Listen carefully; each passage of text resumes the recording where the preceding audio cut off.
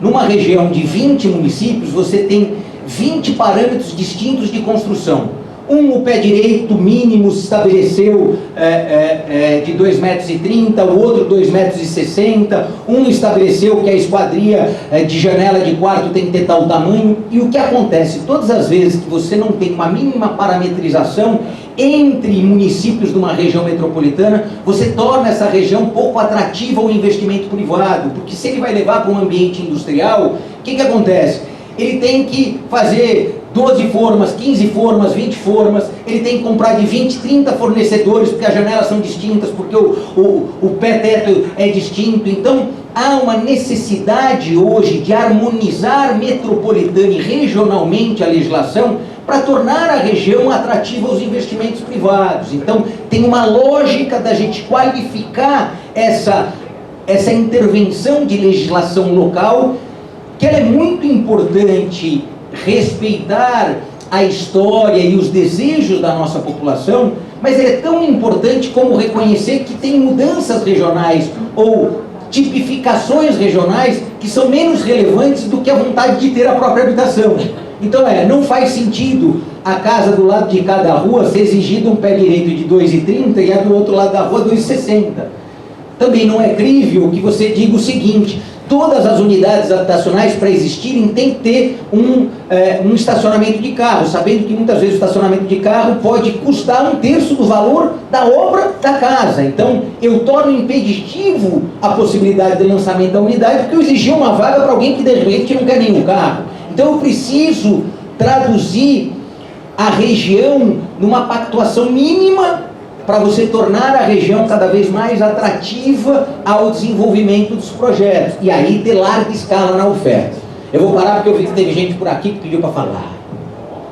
Vai falar no microfone? Então tá, então meu nome é Valquíria, eu trabalhei por 7 anos na Secretaria de Habitação e trabalhei nas últimas unidades produzidas pelo município, produzidas através da Coab, com o FDS e com o FINIS.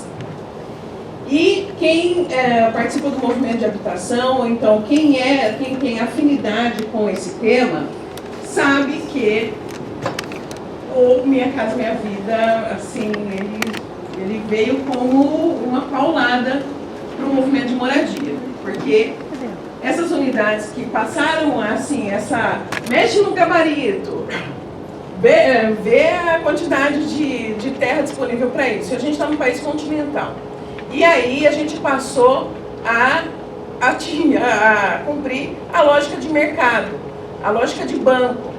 É claro que para a produção de unidade habitacional, para o cidadão, seria muito melhor que as Coabs fossem reativadas, porque ela não lida com a lógica de banco. E hoje as Coabs viraram uma imobiliária, que não precisa mais ter corretor, porque a gente faz toda a aprovação de documentação e o indivíduo vai lá e passa já com crédito aprovado os que conseguem. Sem passar pelo governo.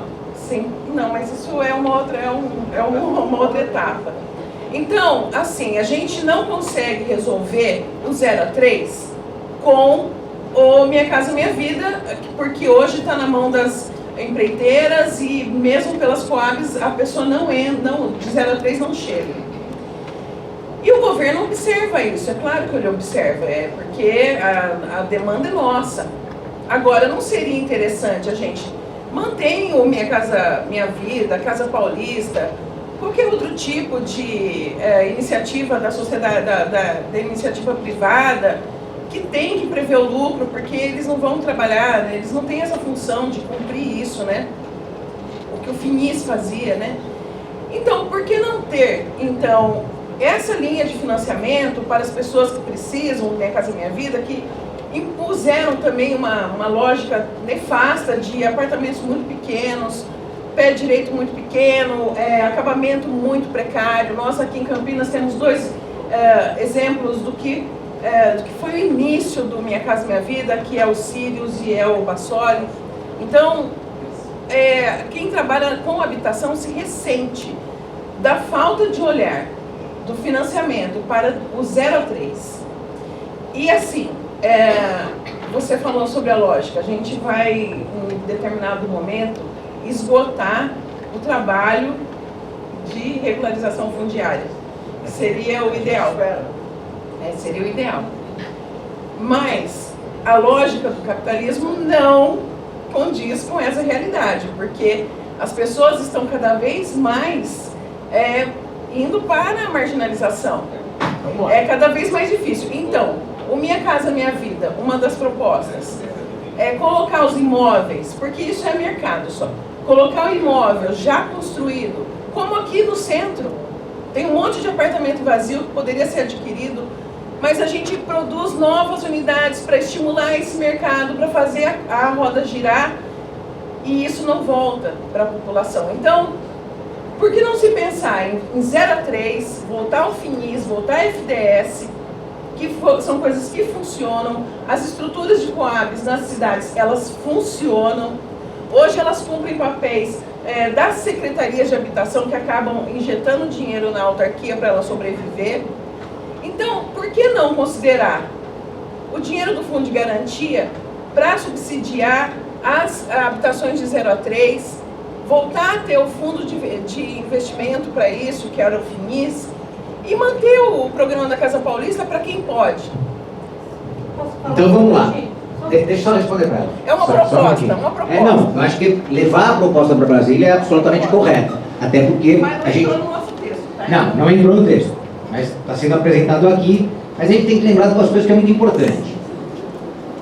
Se a Coab está funcionando como a corretagem que você falou, é excelente, porque senão eu pagaria pela corretagem. Então, é que a gente tem que pegar do jeitinho que é. Então, se eu for comprar no mercado, eu vou comprar com a corretagem. Se hoje a corretagem, essa articulação é feita pela Coab, ela está reduzindo o custo final para o morador que não vai pagar essa corretagem, não vai pagar essa imobiliária. Então, aí tem uma lógica que você está enfrentando para reduzir o custo final da unidade. Então, fica do mercado. Não, sim, é que ela trouxe... Interesse social. Não, calma. Fala do interesse social. Tirar, a gente não está tirando o interesse social, que a gente está falando... Eu vou complementar com Oi? você fala. Não, é exatamente o que a gente está falando. Então, a gente não quer tirar o esforço que está sendo feito pela Coab. Então, não é crítica à Coab, é elogio à intervenção que é feita, porque ela faz chegar a unidade habitacional mais barata para o comprador. Então, é isso que a gente está falando. Mas a gente vai além com isso. Quando a Coab contrata a obra, ela contrata a obra de um fornecedor privado. Quando o FINIS contrata, ela contrata de um fornecedor privado. É uma construtora que é contratada, que também terá o seu lucro. Então a gente tem que afastar essa lógica de imaginar que quando Minha Casa Minha Vida oferece uma unidade financiada, quando eu faço o FINIS, quando é contratada a obra de uma construtora, ela não pega o PDI que está lá na tabela e aquilo não é o lucro dela, senão a gente finge que uma tem interesse social e não está na prática do mercado e a outra não. Então tem um equívoco. O Estado pode fornecer a terra para os dois. Quem vai construir, ou ele recebe o BDI, e o BDI é o lucro dele, ou ele tem o lucro na comercialização. São as duas coisas. Então, não dá para a gente dizer que no FINIS a gente não vai ter o lucro do cara que é contratado para fazer a construção. Senão a gente está deixando turva a interpretação do resultado e do lucro. Sim, mas o outro também ganha pelo trabalho. Se eu construo no Minha Casa Minha Vida acessando pela regra de venda na lógica do mercado, eu ganho lucro pelo esforço que eu faço. Se eu sou contratado para construir uma obra via FINIS numa concorrência, eu tenho meu PDI. Então os dois construtores têm lucro. É que eles disputam com outros. Um disputa no mercado, o outro disputa com 4, 5 construtores. Mas os dois têm lucro. É só para a gente não olhar para isso imaginando que quem faz via FINIS não tem lucro, porque ele tem lucro. Então é isso que eu estou falando. Então a gente está tentando tornar a unidade mais barata, porque a unidade mais barata fica mais próximo daquele que pode comprar. Só que a questão do lucro trazida por você, a gente tem que desfazer uma compreensão que pode ser errada, que ao licitar, quem ganha a licitação não tem lucro. Quem ganha uma licitação para construir via recurso do FINIS tem lucro, porque ele põe lá no BDI dele o lucro da empresa, da mesma forma que aquele que constrói no mercado. São grupos distintos que trabalham, um tem nomes no mercado. são lá acompanhados pela Bolsa, os outros são investigados pelo Tribunal de Contas, são controlados pelo Tribunal de Contas. É só essa distinção de quando a gente fala assim, não poderia ter lucro. O não poder ter lucro, ainda até hoje, a gente não criou nenhum mecanismo que nas unidades habitacionais de interesse social, a entrega da unidade não gerou lucro para ninguém. Vou dar um exemplo. Quando a gente fez esse debate lá em São Paulo com o presidente do líder do MTST, o que aconteceu?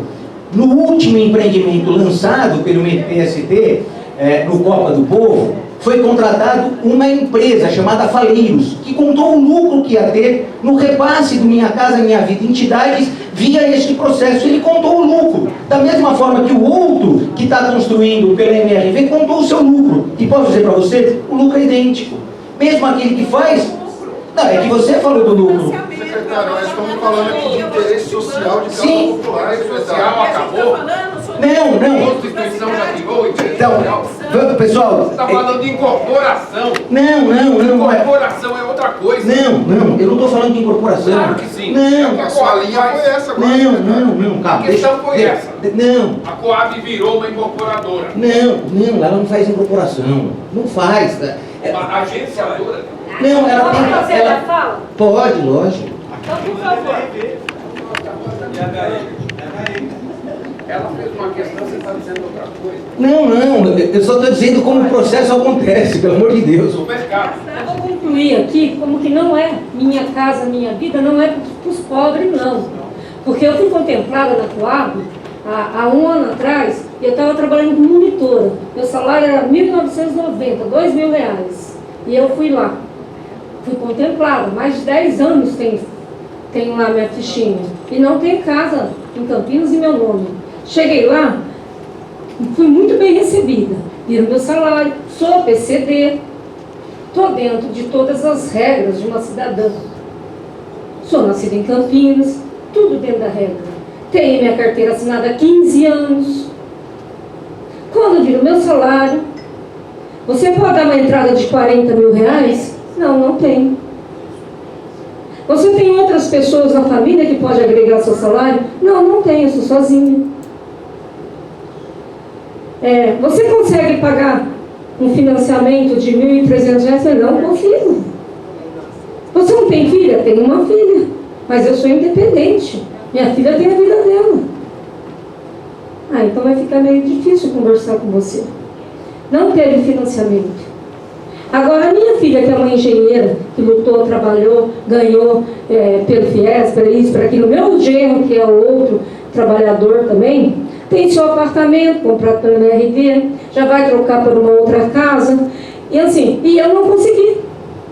A gente vai voltar a falar com você. Isso faz um ano. Então, é Minha Casa Minha Vida? Não é Minha Casa Minha Vida. Você me perdoa. Pode ser tudo.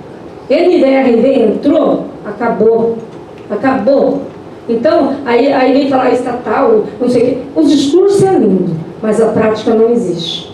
Não é para nós pobres. Para nós pobres é lá onde está Marielle vive. Para nós pobres é onde está lá aquele combudinho de 1 metro, né?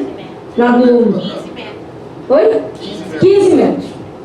Agora você falou para aqui a garagem. Pobre não pode ter carro não, né, gente? Pobre não pode ter carro não. Tem que pegar ônibus, né? Desculpa, viu? Não, quando eu falei, deixa eu tentar recolocar, quando a gente fala do carro, é que o carro pode não ser uma exigência, só isso. A legislação trata que o carro é uma exigência. O que a gente vem colocando é, o carro não precisa ser uma exigência, ele pode ser algo que você pode comprar com, pode adquirir com ou sem. É só para você ter uma modalidade daquele que não quer o carro ou não precisa do carro. São duas coisas distintas. Quando a gente fala do interesse social, e aí é importante entender isso, o que a gente está tentando ganhar massa crítica para chegar na conferência estadual, para levar para a conferência nacional. Então, ter a polêmica não é um conflito. A questão é como a gente afunila isso para buscar um volume de exigência, seja na conferência estadual, seja na nacional. Então, está claro para a gente que o regime de financiamento ainda não atinge as famílias de 0 a 2. A partir de 2.2, 2.3, você já consegue. Mas por quê? Porque, pessoal, eu preciso contar para você a partir dos números. Eu já vou passar, só responder, senão a gente fica sem conseguir o diálogo. Então, o que acontece? Quando o Casa Paulista, que reconhece essa dificuldade do Minha Casa Minha Vida atingir todas as famílias, o que ele oferece? Ele oferece um subsídio complementar. Então ele é o cheque que vai exatamente responder a essa entrada que muitas vezes o futuro morador daquela unidade ainda não tem. Então, e foi o primeiro programa para trabalhar com esse recorte. Então o que ele faz? Quando o Casa Paulista entra, oferecendo 10, 13, 16 mil reais por unidade, é para a família, é a família que recebe isso para a compra da unidade, e isso é um subsídio direto, portanto, ele recebe na largada, né, o construtor vai receber daquela família que foi beneficiada na largada. Então, é a entrada mesmo. É para você, para fazer o quê? Para você alargar a base da pirâmide. Então, você acaba atingindo um volume maior de famílias quando você tem o Casa Paulista vinculado a uma unidade realizada pelo Minha Casa Minha Vida. Então, vamos imaginar, a senhora não falou o seu nome no comecinho da sua fala. Shirley. Quando a Shirley falou que ela não conseguiu responder a todas as exigências, essas exigências foram escutadas num certo momento e o programa foi oferecer, o programa Casa Paulista foi oferecer um pedaço desse subsídio, exatamente para importar em duas questões.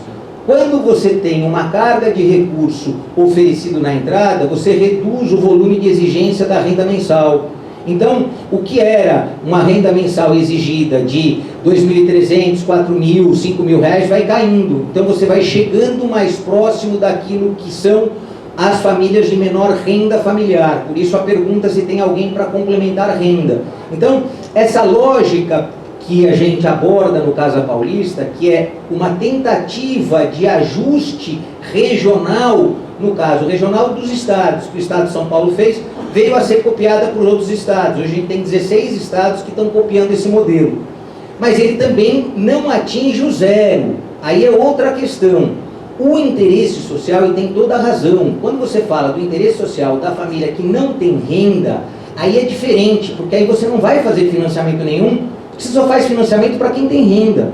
Quem não tem renda nenhuma, o Estado tem que encontrar uma fórmula para a oferta de serviço de moradia, que pode até nem ser a entrega da unidade, mas pode ser serviço que vem sendo discutido, apareceram na legislação, serviço de moradia social, locação social. Então, se você sabe que aquela família é hipossuficiente, não é um sistema de financiamento. Por isso eu quero separar o que é famílias hipossuficientes, que você precisa de uma oferta de serviço de moradia, de famílias que têm renda e que você precisa encaixar o modelo da renda da família no sistema de financiamento. Por isso que eu tentei separar aquela questão do lucro que um tem quando ele constrói para ser sorteado, daquele que constrói para vender em stand. Porque a grande diferença dos dois é a demanda já vem garantida, porque ele foi selecionado pelo município, seja no sorteio, seja em qualquer outra modalidade. O outro não, ele mantém um stand de funcionamento comercializando as unidades. Mas isso é para quem tem renda. Isso é para quem tem renda. Para quem não tem renda, você tem um outro sistema que ainda não está estruturado no Brasil, que é do serviço de moradia social, que é o serviço de moradia para a população em situação de rua. Então é outra modelagem que também apareceu. Apareceu essa necessidade de oferta de serviço de moradia social para aquele que não tem renda. Então, esse é esse recorte que você tem toda a razão do interesse social por ausência completa de renda, que é um serviço de moradia, que a gente não tem ainda no Brasil um sistema estruturado. Existe até dúvida se isso deve ficar na assistência social ou na habitação. Existe uma polêmica entre os grupos que atuam nesse segmento. É isso que eu tentei separar, só isso. Então não é que eu estou dizendo que tem lucro no interesse social, não. É que são duas coisas distintas. O Estado tem que prover para aquele que renda nenhuma tem. E aí é um serviço de moradia ou é uma locação social, mas ele difere daquilo que é o sistema de financiamento. É só isso que eu... Esse é o papel da Coab que... Sim, sim, mas é o papel também do sistema nacional, né? Então esse recorte do sistema nacional que passa pelo Estado, passa pelo... Então eu só quis separar aquilo que é o comercializado daquilo que não é comercializado, só isso. Só para recuperar o que eu tentei falar dessa distinção.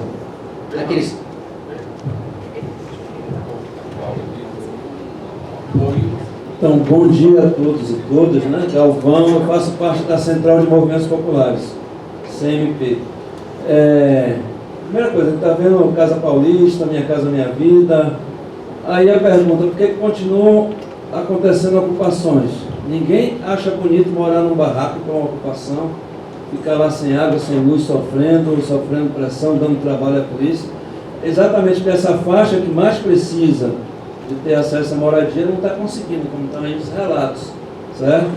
A gente, quanto movimento popular, a gente se institucionalizou, paramos de fazer ocupação, montamos uma associação, estamos com um terreno lá da SPU que a gente ganhou o chamamento público, estamos com um terreno, a área da prefeitura também que cedeu para a gente fazer o projeto, mas quando chega no governo do estado, a gente não consegue avançar. Tivemos reunião até com o presidente do CDHU, colocamos o terreno na mesa, e aí a gente quer fazer um loteamento aqui, a gente não está trabalhando com empresa privada, a gente acredita também na autogestão e nos mutirões. Como é que o governo, como é que a CDHU pode ajudar? Nós vamos mandar as diretrizes, não está na previsão e tal.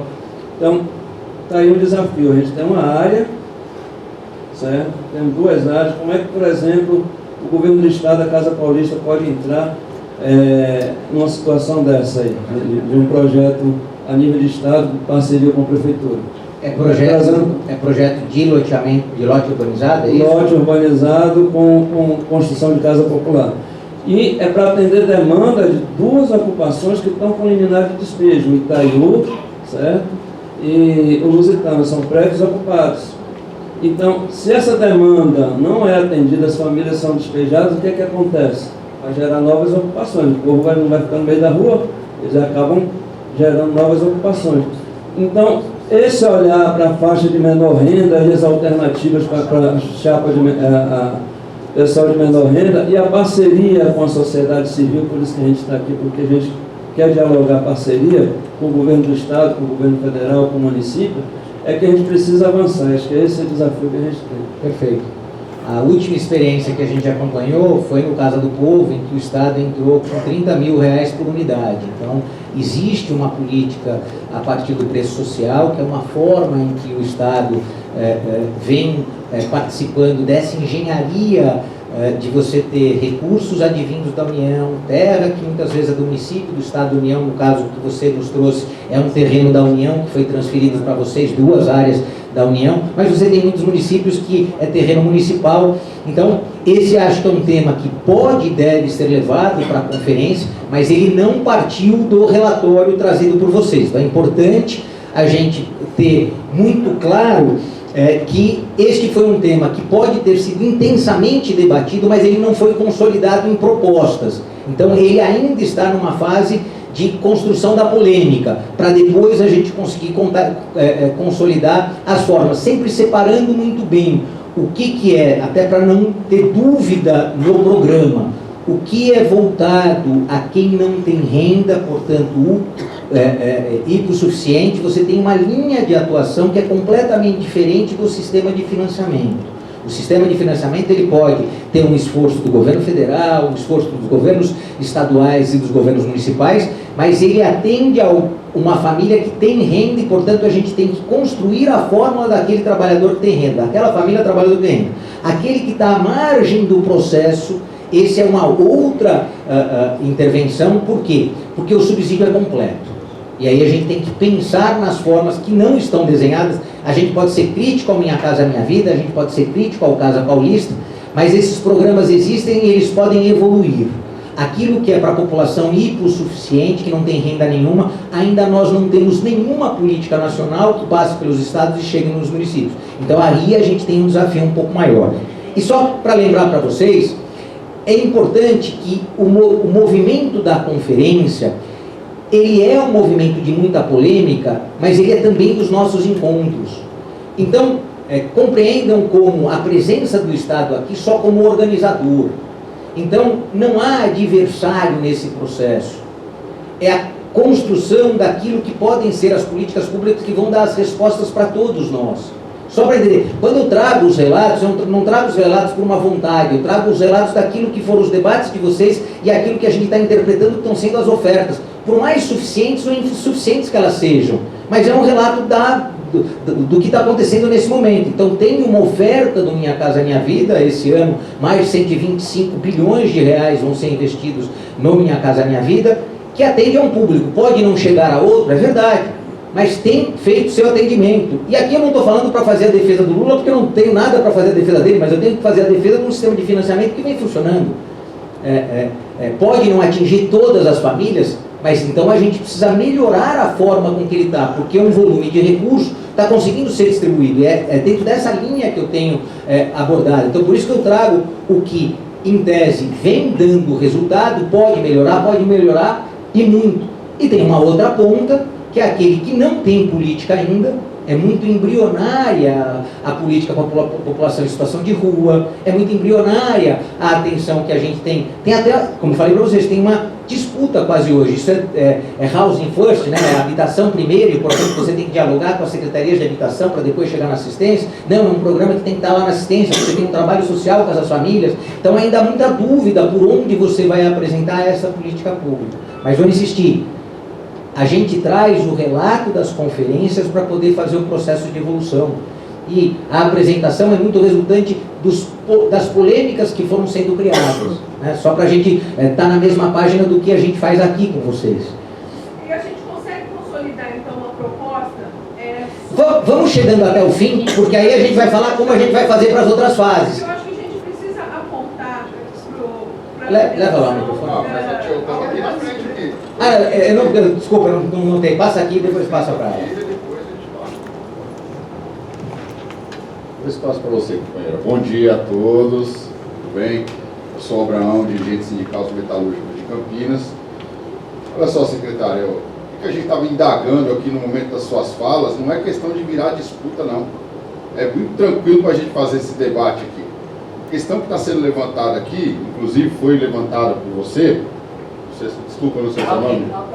Valquíria, que foi levantada pela Valquíria, dos aparelhos públicos das instituições como a Coab virarem balcão de negócios do sistema imobiliário. E o que nós aqui levantamos no momento, o senhor disse que isso é excelente, pelo contrário, a gente acha que isso é uma excrescência, tá certo? As Coabs serem hoje balcão do sistema imobiliário e especulação imobiliária. É sobre isso que nós temos que discutir aqui. Inclusive o Galvão veio trazer aqui as questões das ocupações, do aumento de ocupações, mas os aumentos de ocupações acontecem justamente pela falta de interesse do poder público e de algumas prefeituras, como a de Campinas, de fazer parcerias como Minha Casa Minha Vida, com o Casa Paulista, para a construção de casas populares, de habitações populares, para a faixa 1. É sobre isso que nós estamos falando aqui, secretário. Então não tem polêmica, não tem problema. Deixa eu recuperar. Muito tranquilo. Só para finalizar. Abraão. Secretário, só para finalizar minha fala aqui, aí o senhor pode usar o seu tempo bem tranquilamente. Não é para geração de polêmica. Até porque nós sabemos que o governo do estado tem parceria com o governo federal para fazer, inclusive vai fazer o trem entre cidades, túnel no Santos Guarujá, tudo com parceria com o governo federal, e não tem problema nenhum de fazer isso.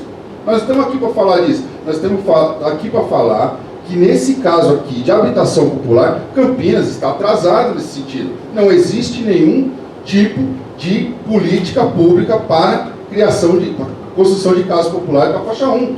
A CDHU, por exemplo, que é um órgão do Estado Federal, nunca mais construiu um empreendimento em Campinas. O que nós temos visto hoje é mais uma vez a CDHU também servindo de balcão para a especulação imobiliária. A ocupação do Edivaldo Orsi lá, agora que vai ser, entre aspas, beneficiado com a questão dos apartamentos lá no Parque Cidade, de certa forma, isso também é só uma maquiagem para um problema. A questão é construção de casas populares, habitação popular na cidade de Campinas e na região metropolitana de Campinas, o que não tem acontecido, por falta de interesse do poder público. Então nós estamos aqui, sim, para dizer que nós queremos construção, que nós queremos dialogar com a Prefeitura de Campinas, com as outras prefeituras da região e com o governo do Estado e com o governo federal para a construção de habitação popular, que é fundamental para a existência do ser humano. Tá certo? Obrigado. Então, só para recuperar, o que eu falei é, se a Coab ela consegue realizar uma comercialização reduzindo o custo para quem compra e é uma família de baixa renda, eu não posso criticar a Coab. Então, se a Coab consegue comercializar de maneira mais barata uma unidade para um cidadão, para uma família, eu não posso criar a Coab. Você pode dizer para mim o seguinte, eu preferia que a Coab fizesse, além disso, outras coisas. Mas eu não tenho como não elogiar... Esse filtro, quem fazia lá atrás era a Coab. Eu sei, então é exatamente isso que eu estou falando. O senhor disse que tinha problemas, ficava na habitação ou na Não, social, Coab, de novo, são duas coisas distintas. A gente está insistindo em voltar para um ambiente que existe conflito entre uma política habitacional voltada a quem não tem renda ao financiamento das famílias que têm renda. São duas coisas distintas. Quando a família... Calma, pessoal, calma, eu vou chegar lá. A faixa, então é isso que eu estou dizendo. O que? Faixa 1. Casa Paulista é só faixa 1. Só podem estar famílias de 0 a 3 salários mínimos. Portanto, ele exclusivamente é voltado, então, quando uma família recebe via a Coab uma unidade do Casa Paulista feita pela MRV ou qualquer construtora, é porque nenhuma daquelas famílias recebe mais de 3 salários mínimos e o fato de ter sido comercializado pela Coab fez com que aquela unidade habitacional chegasse no preço que aquela família pode pagar. É essa a questão que está sendo colocada. O que a gente está falando é como a gente pode alargar ou crescer este processo. É exatamente a resposta que a gente está tentando buscar num processo de conferência. Então, o que a gente está dizendo? Hoje tem uma oferta de recurso voltado para 0 a 3, dentro do Casa Paulista, que pega exatamente o recorte das famílias que ainda não estavam sendo atendidas exclusivamente pelo Minha Casa Minha Vida. Então ele responde exatamente o que você questionou. Eu posso dizer o seguinte, os 13 mil reais dados para cada uma das famílias ainda não está conseguindo gerar a atratividade e as condições para essas famílias de fato terem essa unidade. Tudo bem, a gente pode melhorar o programa, mas o programa Casa Paulista só serve para as famílias de menos de 3 salários mínimos. É isso que eu estou tentando explicar para vocês. E aí pouco importa se é uma unidade construída pela Coab num processo de licitação ou seja construído por uma construtora. A questão é que a família tem acesso à unidade habitacional, com todas as exigências impostas por faixa 1. É só isso. Então você tem já uma resposta estruturada em forma de programa que tem que ser ampliada, pelo que eu estou entendendo da colocação. A gente pode levar isso para a conferência como um debate da região metropolitana de Campinas, pela pressão que essa região tem pelo encarecimento da terra e dos imóveis. Isso é natural. Aqui e na Baixada talvez sejam as duas regiões metropolitanas mais pressionadas para isso. Nós temos a especulação imobiliária deitando e rolando e a faixa 1 não sendo atendida. Então, mas é isso que eu estou falando. Talvez... Fala de interesse social, secretário. Perfeito. É isso que eu falo. O interesse social ele está revelado a tudo aquilo que enfrenta desigualdade. Se você tem desigualdade na faixa de 0 a 3, você vai ter também desigualdade de 3 a 6, e você tem uma desigualdade gigantesca daquele que não tem renda nenhuma. A gente está falando de redução da violência, perfeito. Redução exatamente isso. De desigualdade, exatamente de redução de uma série de... Exatamente. Mas é isso que eu estou falando. Então, já tem um experimento que foi copiado por outros 18 estados de um subsídio complementar ao Minha Casa Minha Vida, permitir que as famílias de menor renda ingressem na faixa 1. É essa a questão que está sendo colocada. Mas sabe também, secretário, nós temos um problema também, não só aqui em Campinas, mas em outras cidades, pelo que a gente percebe, a questão do desinteresse de algumas prefeituras de poder usar essa faixa.